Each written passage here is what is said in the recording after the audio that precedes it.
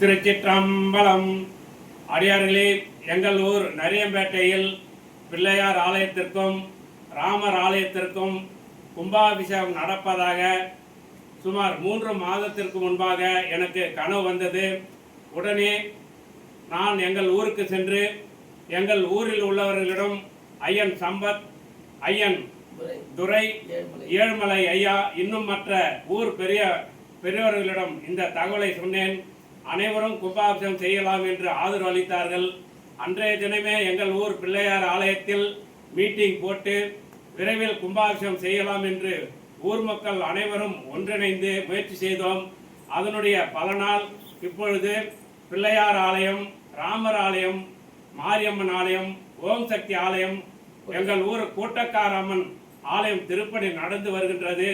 வருகின்ற 2/7/2026 அன்று மிக சிறப்பாக 5 ஆலயங்களுக்கும் கும்பாபிஷேகம் நடக்க உள்ளது. இந்த மிக மகிழ்ச்சியான செய்தியை, கும்பாபிஷேக பத்திரிகையை எங்கள் இல்லத்திற்கு எடுத்து வந்து எங்கள் ஊர் பெரியவர்கள் எங்களிடம் கொடுத்து அன்புடன் அழைக்கின்றார்கள். எங்கள் ஊர் மிக சிறப்பாக கும்பாபிஷேகம் நடந்து உலகத்தில் உள்ள அனைத்து உயிர்களும் அனைத்து மக்களும் எங்கள் ஊர் மக்களும் நலமாக வாழ வேண்டும் என்று அடியேன் பிரார்த்தனை செய்கின்றேன்.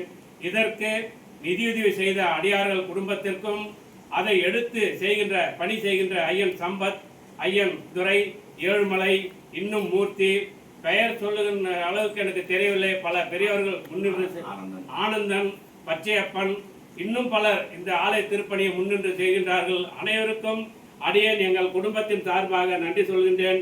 எங்கள் ஊர் மக்கள் அனைவரும் சிறப்பாக வாழ வேண்டும் என்று நான் பிரார்த்தனை செய்கின்றேன். திருச்சிற்றம்பலம் தில்லையம்பலம், திருச்சிற்றம்பலம் தில்லையம்பலம். நல்லபடியாக நடக்கட்டும். ரொம்ப சந்தோஷம். எல்லாம் நல்லா இருக்கணும்.